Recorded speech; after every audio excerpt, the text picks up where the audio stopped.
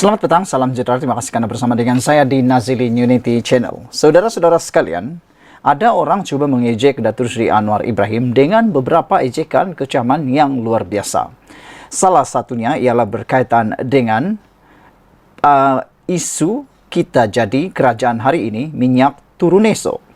Dari dahulu lagi, mereka telah menggunakan sentimen dan naratif cerita ini untuk memfitnah, untuk cuba mempermalukan Anwar Ibrahim, untuk cuba mengecam Anwar Ibrahim, bahkan untuk cuba-cuba pula untuk mengingatkan kononnya Datuk Seri Anwar Ibrahim itu adalah seorang yang tidak menepati janji.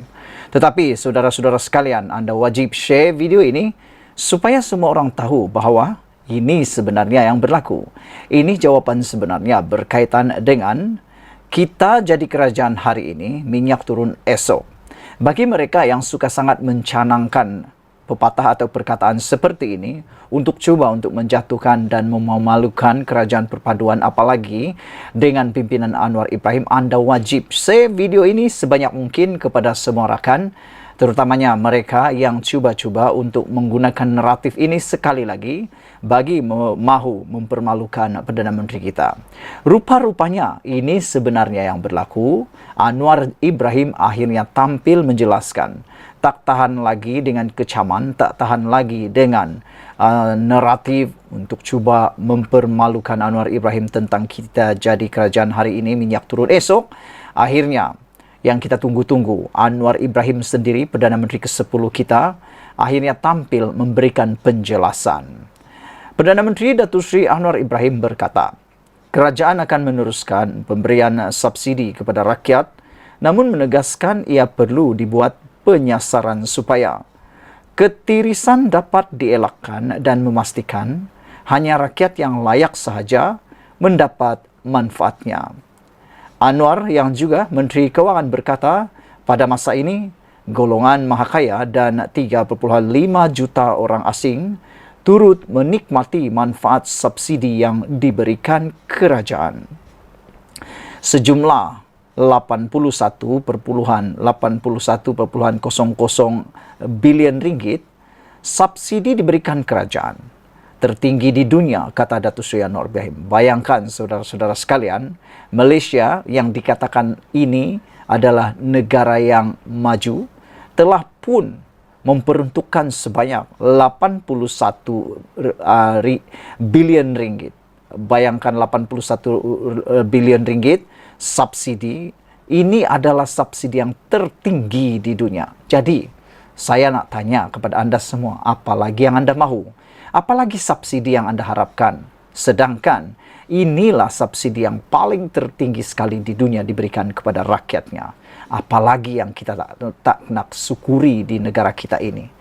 Walaupun saya dikecam, kata Datuk Seri Anwar Ibrahim, bila kita jadi kerajaan hari ini, minyak akan turun esok, ia satu konteks yang berbeza.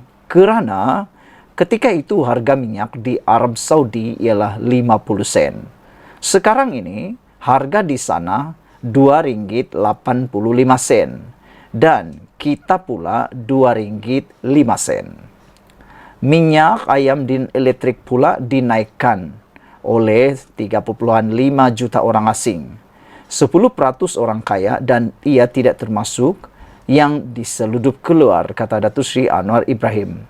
Disebabkan itulah perancangan perlu dilakukan untuk mengelakkan ketirisan berlaku, kata Datuk Seri Anwar Ibrahim. Kata beliau semasa berucap pada Majlis Perjumpaan Perdana Menteri bersama warga Jabatan Perdana Menteri bagi bulan Oktober di Putrajaya hari ini. Datuk Seri Anwar Ibrahim memberikan contoh subsidi diesel. Kata beliau, perlunya dasar untuk membaiki ketirisan diesel kerana kerajaan mendapati jumlah kereta tidak meningkat puluhan peratus. Namun, penggunaan diesel meningkat puluhan peratus, kata Datuk Seri Anwar Ibrahim. Sebelum COVID-19, banyak pengangkutan guna minyak diesel. Itu kita faham. Tetapi sekarang, kereta tak meningkat puluhan peratus. Tetapi penggunaan minyak diesel meningkat puluhan peratus, kata Datuk Seri Anwar Ibrahim. Maknanya, minyak diesel itu dibawa keluar dari kapal laut dan sempadan. Sebab itu sekarang kita buat dasar, perbaiki tentang subsidi diesel, kata beliau lagi. Saudara-saudara sekalian, apabila kita mendengarkan penerangan daripada Datuk Seri Anwar Ibrahim ini, baru kita sedar rupa-rupanya bukan Anwar Ibrahim tidak mau menunaikan janji beliau itu. Tetapi keadaan dunia pada harga minyak sekarang ini adalah jauh berbeza dengan waktu ketika waktu Anwar Ibrahim mengatakan kita jadi kerajaan hari ini, minyak turun esok. Kalaulah anda jadikan Anwar Ibrahim Perdana Menteri pada waktu itu, sudah tentu pada waktu tersebut minyak akan turun. Tapi apakan daya, anda tak pilih beliau. Oleh sebab itu apabila kita menuntut pada waktu ini untuk beliau mahu ataupun menurunkan harga minyak, tidaklah dapat dilakukan lagi. Kerana telah diterangkan sebelum ini bahawa subsidi yang telah diberikan oleh kerajaan kepada rakyat Malaysia adalah sejumlah 81 bilion. Dan jumlah itu adalah yang paling tinggi sekali di dunia. Bayangkan kalau kerajaan tambahkan lagi subsidi itu untuk mahu mengurangkan harga minyak. Sudah tentu uang yang sepatutnya digunakan untuk pembangunan negara kita berkurangan. Kedua, hutang kita tidak akan dapat dibayar sampai bila-bila. Tak akan kurang-kurang sampai bila-bila. Nak tanya jugalah, siapakah orang yang paling banyak sekali mencipta hutang ketika menjadi Perdana Menteri? Anda jawablah sendiri. Yang pastinya Datuk Seri Anwar Ibrahim hanya tukang bayar, tukang selesaikan masalah yang ditinggalkan oleh Perdana Menteri-Perdana Menteri yang lain. Anda tak boleh nafikan itu. Jadi, nak salahkan Anwar Ibrahim itu jauh sekali daripada kebenaran. Selain daripada itu, harga minyak juga telah berbeza. Kalau waktu itu ketika Anwar Ibrahim kata bila kita jadi kerajaan hari ini minyak akan turun, harga minyak di Arab Saudi adalah 50 sen ketika itu. Tapi kini, sekarang tahun 2023, minyak di Arab Saudi adalah RM2.85 dan minyak kita pula sekarang yang menjadi lebih murah, yaitu RM2.05. Itulah faktornya mengapa sukar sekali untuk kita mahu menurunkan lagi harga minyak kita. Selain daripada itu, saudara-saudara sekalian, seperti yang dinyatakan oleh Datuk Seri Anwar Ibrahim, berlaku ketirisan minyak yang tidak terkawal.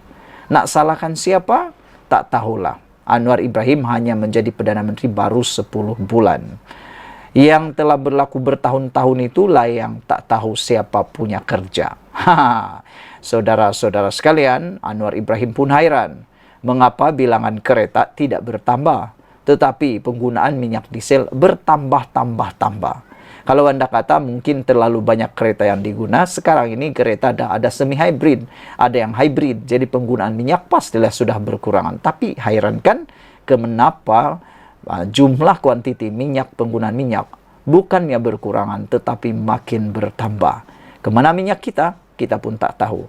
Oleh sebab itulah, kalau kita turunkan lagi harga minyak, pasti dan sudah pasti akan lebih banyak lagi berlaku ketirisan minyak dan berlaku lagi penyeludupan minyak yang melampau kerana minyak kita yang terlalu rendah mahu diseludupkan di negara-negara atau di tempat luar yang harganya jauh lebih mahal. Itulah yang anda harus fahami. Kalau anda tak faham, tak apalah. Tapi kalau anda faham, anda akan geleng kepala. Oh, macam itu rupa-rupanya. Sekian dulu untuk kali ini. Jangan lupa tinggalkan komen anda. Sila tekan butang subscribe. Malaysia kita punya. Kita juga sama-sama cintai Malaysiaku. Kita jumpa lagi. Bye-bye.